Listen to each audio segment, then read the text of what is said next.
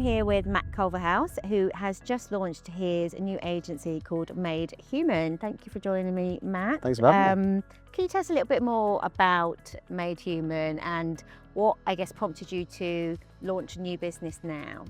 I think for 15 years now, got the base to feel the events industry has been my base. Well, a bit of hospitality first, hotel venue side, and then like moving into events. I think in a post-pandemic world, I think I took a bit of a step back and thinking it's a very saturated market of agencies. I knew it was a bit of a bold move, but I felt like everyone was, we were saying we were going to deliver things, or other agencies were saying they were going to deliver things, but actually it was always the same thing. It was like carbon copy. And I think in that post-pandemic world, the return to work, return to in-life experiences, I looked a bit more about the psychology behind events and actually were people going out of mandate, and if they were, what were they getting out of it? Were companies receiving the ROI? Because if I'm being forced to be here, am I getting something out of it? Are they getting something out of it? And then I thought about myself. I joke to my friends and say I'm sponsored by ADHD, and neurodiversity has always been something that I have spent quite a lot of time and passion researching. It took me a very long time into my adult life to be diagnosed, for example, and I know that I would probably be a speaker's nightmare sat in a crowd.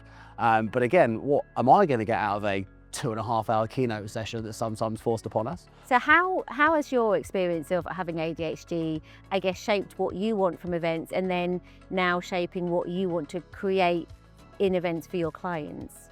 I think I was probably one of the worst behaved kids at school ever. And I think when I look back to like lessons at school and how like what I would now call content in terms of education was provided, it was always just done in a very boring, mundane, and also same way. And I think now what I'm looking for is, I'm looking to like showcase to clients, well, how can we do that differently? Do we have to have people on stage for a really long, boring keynote purely based on their job title? And I feel like sessions have now got so long because people feel like they have to put somebody on stage for a certain period of time. Well, TED Talks are 16 minutes for a reason. And my interest has been lost very, very quickly. I think really interestingly, when I've gone to sessions myself, and I've gone to quite a few conferences recently, as soon as my hand gestures towards my pocket and my phone comes out, you've lost me. I'm looking to make sure that actually, how do we maintain people's exhilarance and like the sensory element of an experience? It can be as simple as having in an exhibition, rather than having loads of signage, loads of bright lights, and loads of people walking in it. It can be a really low traffic area. In fact, actually, 9 times out of 10, being put into a room is actually really unhelpful because your brain starts to switch off from the previous sensory experience to the next one, and now again you've lost that person's attention span. So again, from the lessons I've learned, it's a case of removing someone from a situation to a degree, but not completely removed, because again, isolating somebody is not how inclusion is built. What will make you feel like, beyond financial success, which obviously is an important part of running a business, what will make you feel like this was worth it, in a few years' time? I absolutely love going on site, and I always have done. I always love working with clients. I think getting to a stage where I can walk into a room and the team have delivered a project the way that I would do it without my involvement. Anyone can type some mission, vision, values that I've been working on over the last few weeks, but actually seeing that come to life and seeing something that hasn't actually had my involvement, but people have like followed like the steps that I put forward. What setback that you might have had in your career has taught you most about yourself as a leader? Oh, COVID. I'm sure everyone uses that. I think we all probably had slightly different experiences with COVID. I went through a legal situation. I lost 25 kilos in weight, and I feel like I took all of that very, very personally. And I feel like what I learned about as a leader is actually, as a leader, I'm there to represent the business. I learned more about how to run a company as a CEO rather than as myself. And I think that's probably my biggest learning. I had previously hired friends, people that I'd gone to school with. Making someone redundant that I've known for 20 years was probably one of the hardest experiences of my life. I've now been learning and have learned to remove some of that emotion from that, and actually to run an organization. It's almost like hiring myself as a CEO rather than just looking at it as like owner-operator.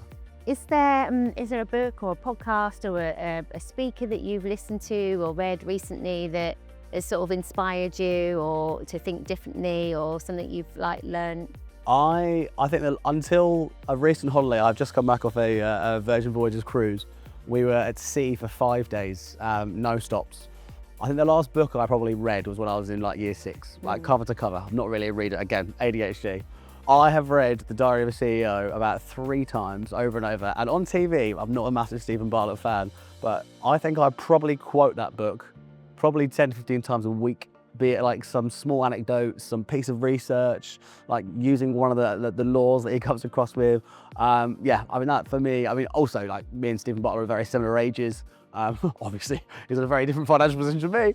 I'm really driven by sort of like young people that I realised from a very young age the world didn't owe me anything. He had a very similar scenario himself. I thought, like, yeah, Stephen Bartlett for me, and yeah, Diary of a CEO is awesome.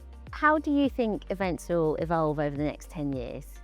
I feel like everyone's talking about AI like it's this really scary thing, whereas I'm looking to actually like embrace it. I mean, we're looking at an AI moderator for a general session in a couple of months' time, which I'm particularly excited about seeing. And again, from sort of a from an inclusion perspective, some people might not be happy to put their hand up and ask a question in an environment of like a couple of thousand people or whatever.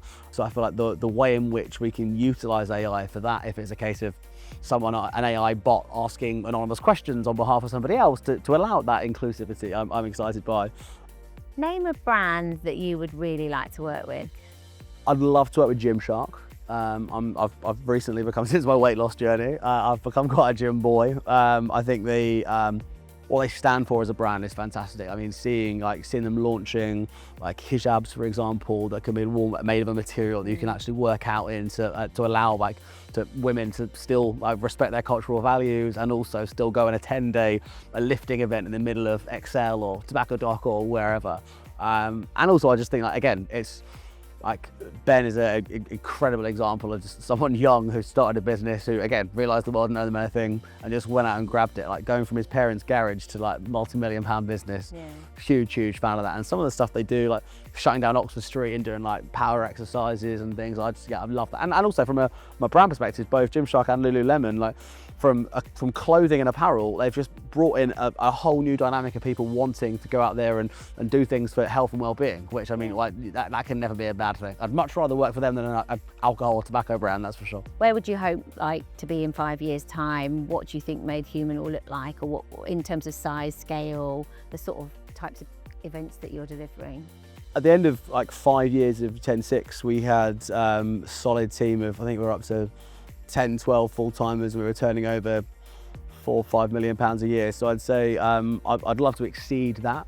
But I think people have asked me over the last couple of weeks, and I'd say scalability to me doesn't need to be like number of people on the payroll. It doesn't need to be about like the revenue we're making, etc. I think it really needs to be the change that we are actually providing, the value that we're adding to brands that we're working with. Thank you so much, and good luck with the new business over the next couple of years. Thank you very much.